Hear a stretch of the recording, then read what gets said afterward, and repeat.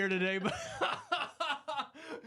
we're here. Only the story, the walls could talk. I'm, t- I'm telling you what. And I'm really excited about this. It's not every day that we really get to have someone like you that's been doing this for over a decade, to really educate us on our real estate, adventures, whether we're selling, buying, and, maybe even having that short sale conversation. I mean, you've been through it all, and now you're here. This is Lisa Webb's home for the next couple of months That's on the right. show, and I'm Yeah. very excited about this. How are you doing this morning? Doing good. It's been a crazy week, and it's only Wednesday. Don't Thursday. remind me. I don't even know what day it is. Wednesday. Good answer. Yeah. But it's been a crazy week in real estate. This is the poppin' time of the year, spring into summer. But then you have all the other things that go along with it. So we're doing good. Happy to be here. Absolutely, and I'm happy to have you because right now things are getting a little wonky on my end too. I'm on one home and I get on Zillow, and then here comes Rocket Mortgage. Yeah. They're always calling, and I go, listen, guys, give me some time here, and they're just, Yeah. very Yeah. persistent, Yeah, absolutely. And that's one thing, and I'm glad that we're able to use you as the guinea pig. You're welcome. Yeah, so then that way our listeners can sort of get the firsthand experience of what it's like to actually purchase a home and do it properly. So One Home is one of the apps that is through our real estate board, through our MLS. And it's sort of your inside track to see everything and then communicate with me of what you like, what you don't like, and so I get to see that too. It's really cool, and I really like it. And before we go into what we're going to talk about today, really, if you guys haven't had the opportunity yet, you need to, get with Lisa Webb about this One Home thing, because you're right. You can put notes in. You can compare 3 properties at once. Yeah. Good luck getting your friend Zillow to do that one for you. Yeah, absolutely. That's a bad word. So. Amen to that one. Well, and we were talking, Lisa and I, because we've been working pretty hard to get this going. And, we started seeing the commercials. I've been talking about Lisa all day, or all month. And Yeah. I have a whole folder of Lisa Webb commercials I got to share please with share. you. Yeah, a couple of minutes from now. But, with that being said, we decided let's start off with just, I guess the start of it. Some of the rules, the regulations, some of those not so, is it glamorous as a realtor to, Yeah. talk about some of those things and Yeah. kind of just starting the process there. Yeah, absolutely. And we sort of had that conversation. So we're going to look at it a couple ways. We're going to look at it from a buyer's side briefly. Just sort of, what does a buyer need to know? Is it just picking up the phone and saying, hey, I want to go look at a house? Absolutely not. It's not that. You need to understand there's agency. And what does that mean? Agency means who's going to represent you. Are you a buyer's agent? Are you going to do dual agency? Or no agency? People can be non-represented. They can just say, I want to put an offer in on a house and I don't want you to represent me. I just want you to do the paperwork and go from there.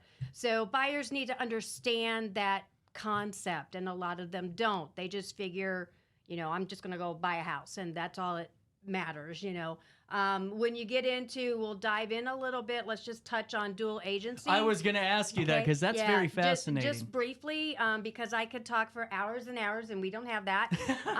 But when you look at dual agency, that is a very fine line that us as real estate professionals have to follow very strict guidelines on what we can and cannot say. So when you're a dual agent, you are representing not only the seller, you're also representing the buyer. So when it comes down to your negotiations, you're sort of stuck as far as how aggressive you can be either for the buyer or either for the seller, because you cannot commingle that conversation. So it's sort of like CJ's going to buy a house. He told me he's going to spend $1 million on this house. I have a listing and I represent the seller, and I'm going to go, CJ said he'll spend $1 million and get that inside track. So that's crossing the line, and that's unethical. You cannot do that. Real estate agents can be fined for that. It goes against our license law. So people don't understand that has to be disclosed up front. Mm-hmm. I just listed a house in Mount Olive yesterday. We had that conversation with the listing agent, and I explained to her what dual agency was, and she said, I really would rather you just represent me. Mm-hmm. And I said, absolutely, that is fine. I will only represent you. If a buyer contacts me, I will have to refer them to another agent in our office who can handle the buyer themselves. Right. So I think that's just one of the key things that people don't always know, that when it comes to especially dual agency, that's a fine line. I don't always recommend it because you really want an agent that's going to represent that buyer Yeah. wholeheartedly, aggressively, best interest, and you really want an agent that's going to represent that seller to the best of their ability, aggressive, and be able to negotiate all of the inspections, the pricing, and things like that. Well, and that's a very fascinating point, Lisa, is that because when I think about that, that could get dangerous, when you're doing that dual agency. And it seems like you could put yourself and everyone else at a lot of risk. And especially if somebody, maybe everything goes right, but they felt like they were cheated a little bit on the end. And does that happen quite a bit? Yeah. And you also have to, you get not that, other agents, say you have a house in today's market, a lot of things get multiple offers on it. And so then when another agent is coming in and they're putting in an offer, and they may say, hey, is there other offers? Yes, there could be. And then they may ask, do you represent any of those other offers as the buyer side as well? And as long as the seller gives approval to disclose that, you can disclose that. And so then sometimes the other agents are like, I don't know if we even have a chance, because it's dual agency. They represent the buyer and the seller. And it's not that way, but you have that misconception that it could be that way. Well, and that makes a lot of sense, actually. And now, with that being said, because listen, I have a little bit of sometimes an ego problem. That's why I do a morning show. But what about the folks that go, I don't need no agent. I'm gonna sell it by owner. Well, is there still some things that we have to do and know about before we can just say, all right, buy my house? Yeah, absolutely. And that's interesting that you bring that up, because I see several, there's even a for sale by owner in our town in Bunker Hill that is like, man, I should go knock on that door. But state of Illinois requires you to disclose, even if you're doing a for sale by owner, you need to disclose a residential property disclosure. And that's going to talk about any known material defects that you are aware of. So that's going to talk about if there's issues with a roof, if there's issues with foundations, if there's issues with electrical, if there's issues with termite. It goes into all of that. And you have to disclose that. And you can't say, oh, it's a rental, I've never lived there for the last 12 months. You can't say that. You still have to disclose what you know about that house. And those are things that we know with our eyes that we can validate that, yes, they are. The only people that are exempt, one of the classifications that are exempt is if somebody's selling it by estate, or if somebody's doing a foreclosure, then the residential property disclosure can be exempt from that. However, there's two other disclosures, the radon and the lead disclosure, that you have to disclose if you know of any lead-based paint in the house or if it's been tested. And some of the older houses, maybe in Alton, back in the day, yeah, they could still have that. And then radon is the other one. If you've had it tested and you've had elevated levels, you still have to report that. If you don't know anything about it, then you don't have to report that. Well, and that to me, I don't know, and maybe it's just because I'm the, newbie that just, believes everything. But to me, I mean, why wouldn't you want to disclose that stuff? And I know you want to sell the house, but the health and well-being of that next family is just as important as our own, Yeah, and that's what I tell my sellers. It's like, you might as well be forthcoming because it's going to be found out anyway. Right. And unless you have somebody that is purchasing a house as is and they waive all of their inspections, they may not have notification of that. I don't recommend that. I always recommend inspection just for peace of mind, so they know what they need to look at.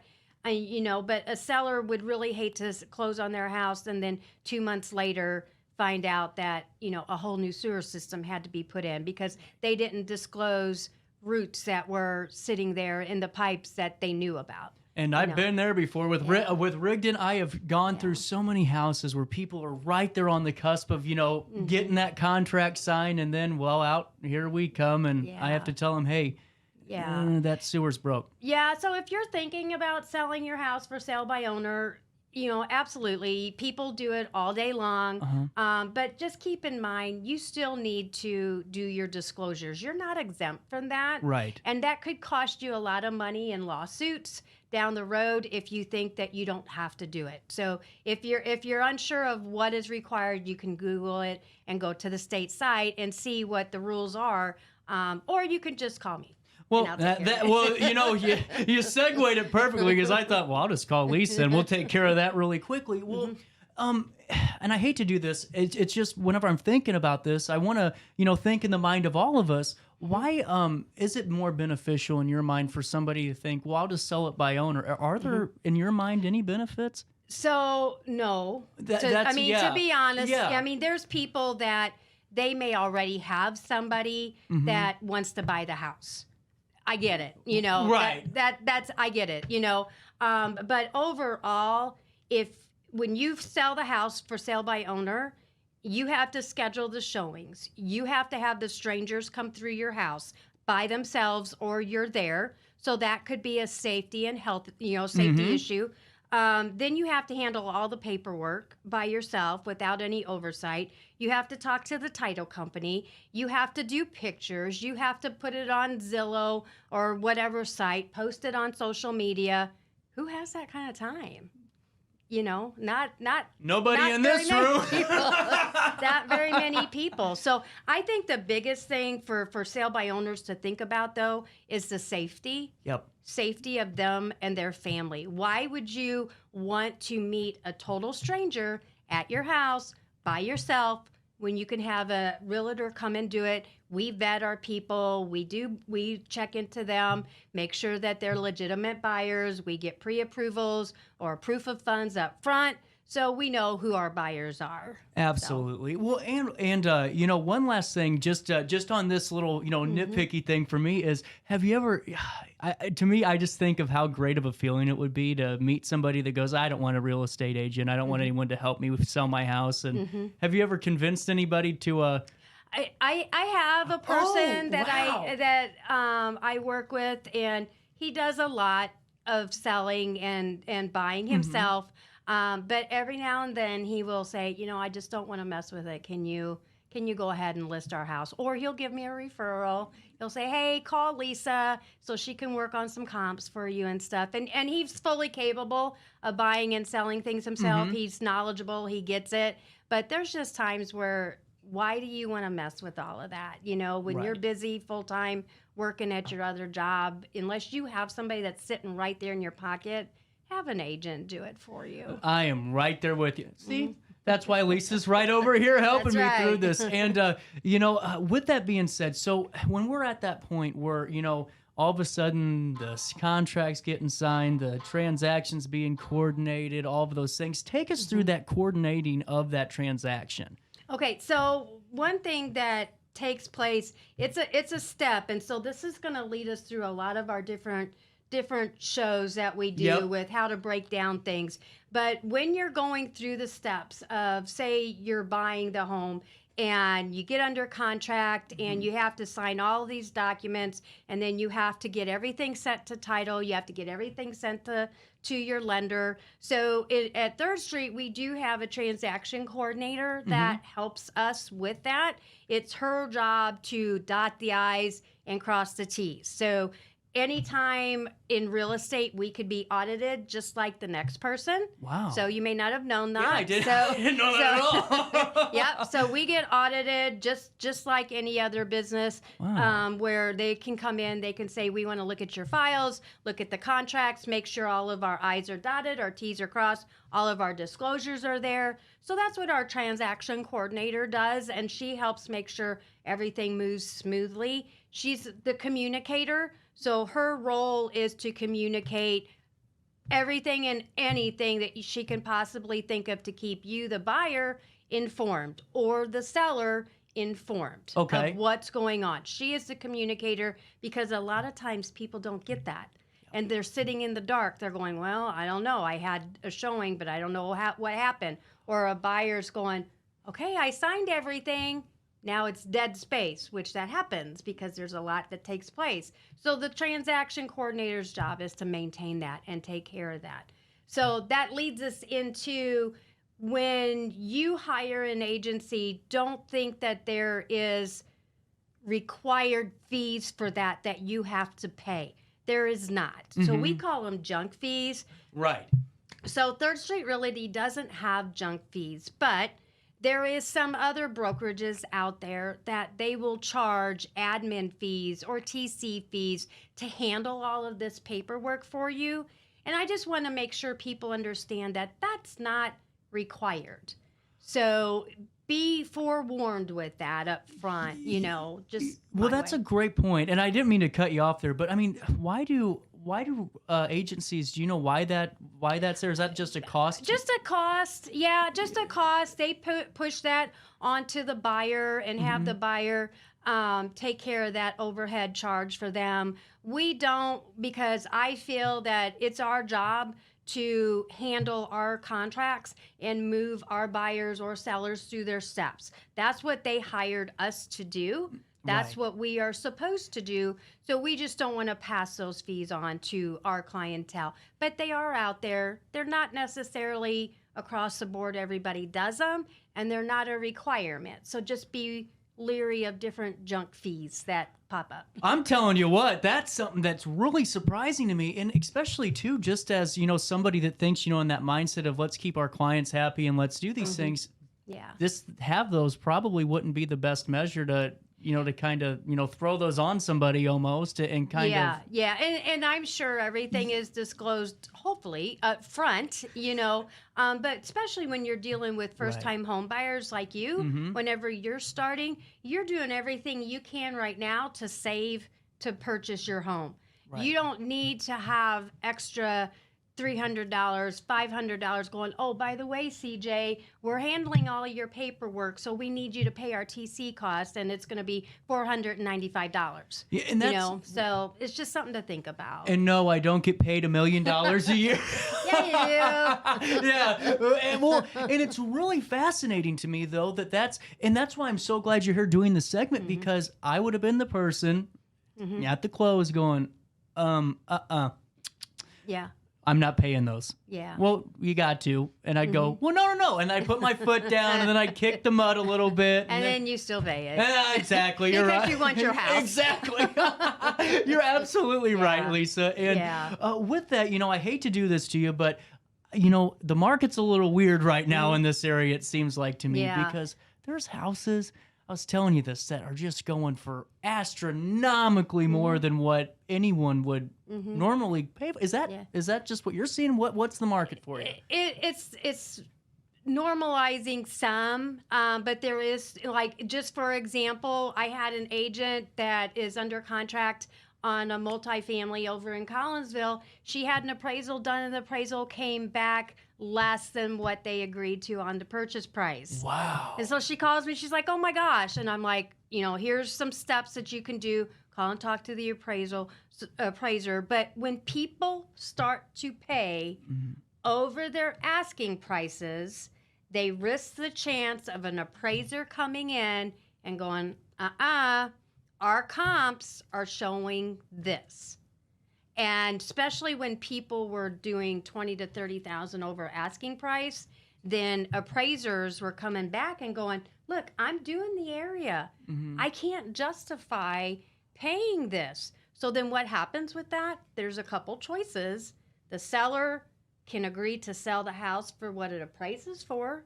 The buyer can agree to pay extra out of their pocket, or they can walk away and terminate the contract. Now, in this particular case, the buyer agreed to bring extra money to the closing table to purchase the house. Right. So I was surprised, but they really want it, so they're bringing the extra money. The seller agreed to come down. The buyer agreed to come in and bring some money. They met in the middle, and it goes on. So Wow, and that just scares me as a first, you know, in that it's like, man, Yeah. I can't really get into a match with anybody, you know, out there Yeah, on this. and that's still across the board. It's still across the nation Mhm. where I see other agents and different groups going, look, my FHA buyers, this is their seventh offer, and they still can't get under contract because they're being beat out by, other conventional offers or people that are waiving things or people that are paying over. And, it's still out there, and not all areas. There's some that have calmed down some, Uh-huh. but in your main areas, it's still going on. Wow, that is just fascinating. It's a tough time to be a real estate agent, I would say, almost, You right? got to work. It's Yeah. it's not it's to me it's the way it's supposed to be as far as what we have to do, Mhm. because you have to really fight for your client. Yeah. And it's not just like, okay, here's an offer. Yep, we're under contract and let's go. Well, and that's a good point too, Yeah. Lisa. You know, I think we need to have another show just on how we got to this first segment. But Yeah. you know, as I'm thinking about it now, but in all seriousness, you know, to have someone that's really going to, and like you said, fight for you, and you need it in this market because you will be taken advantage of if you don't have that dedicated agent. And I can only imagine that you've been throwing quite the haymaker or two over the last couple of Well, months. now, if you think about that conversation that we just had, Mm-hmm. and you take that back to the conversation that we spoke about with dual agency, Yep.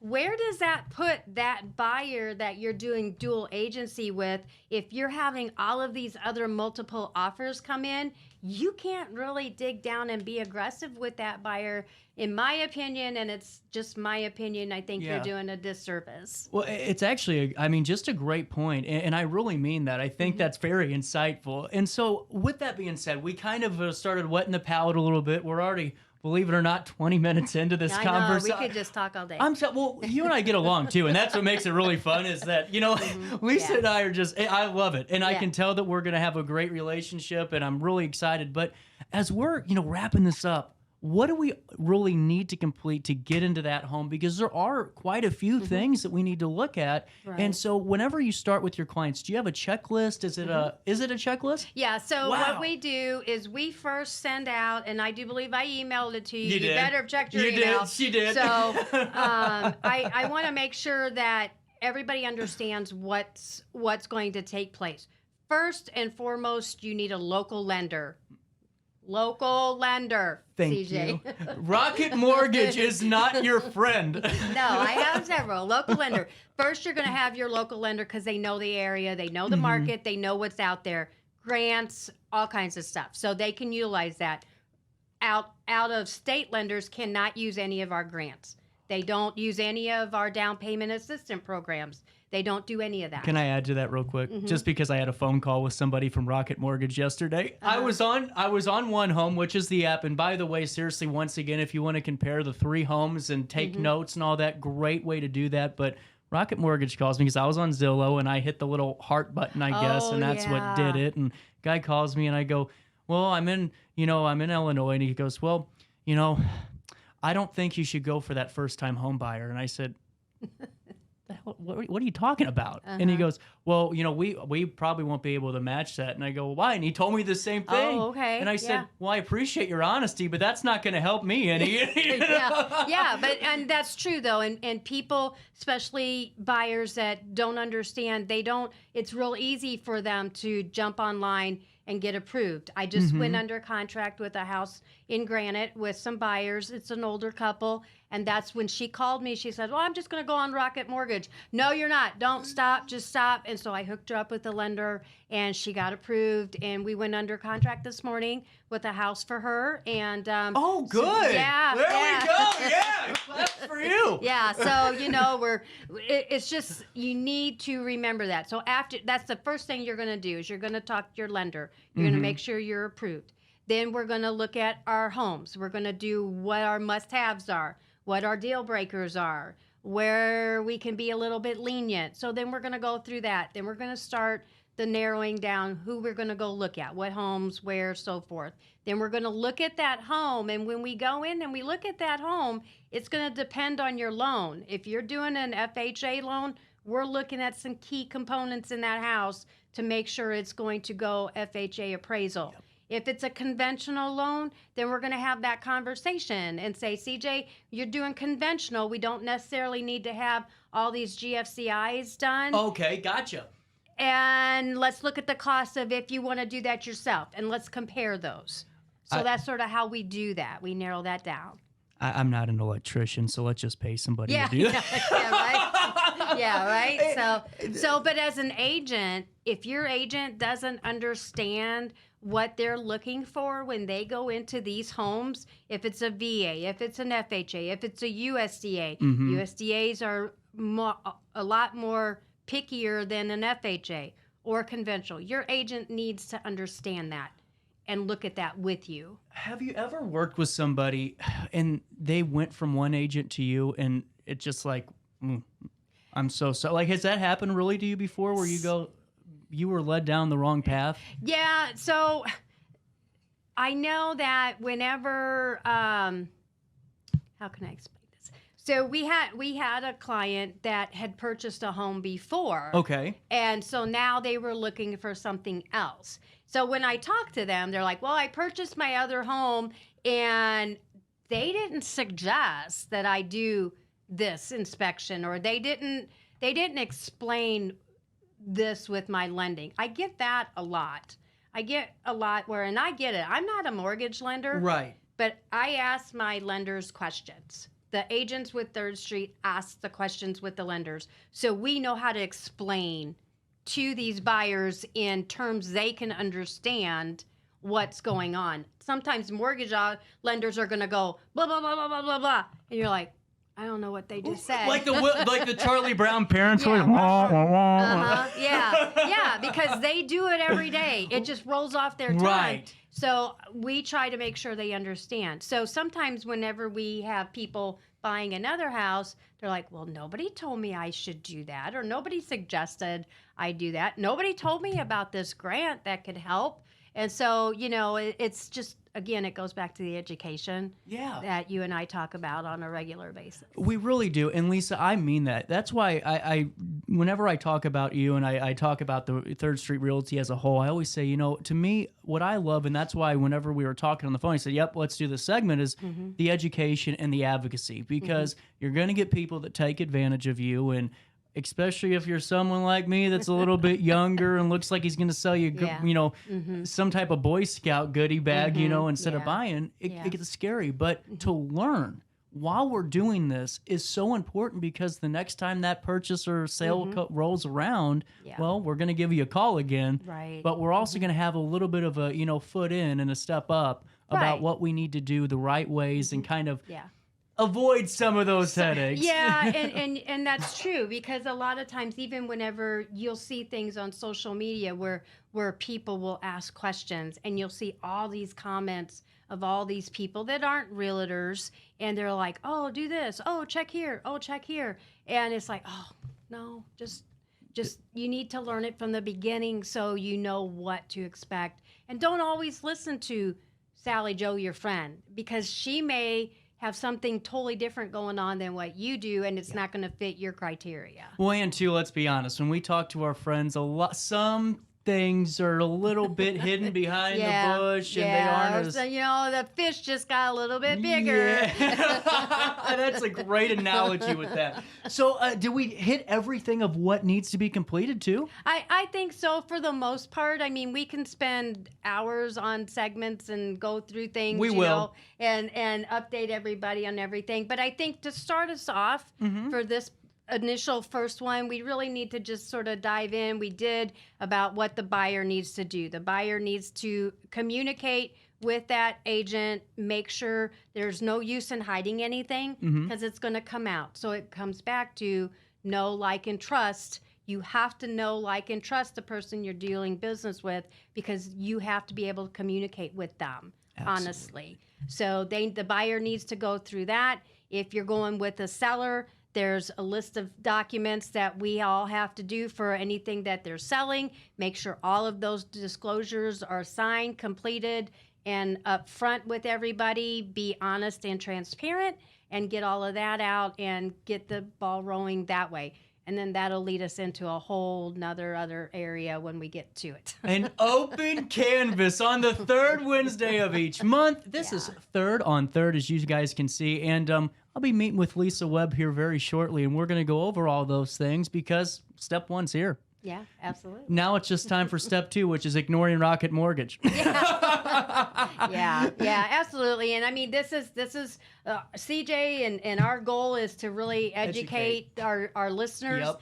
and be able to get that knowledge out there and share just what it takes to buy or sell a house. And that means if you guys want to use Lisa's services or just check out Lisa's website, Third ST Realty. So you just type in Third ST Realty, thirdstreetrealty.com is where you can find Lisa. And I know that you have some brochures, some other things on your site that are very informational, and you have some great search tools as well. Lisa is ready to help you and ready for you to join the Third Street Realty family, because I have.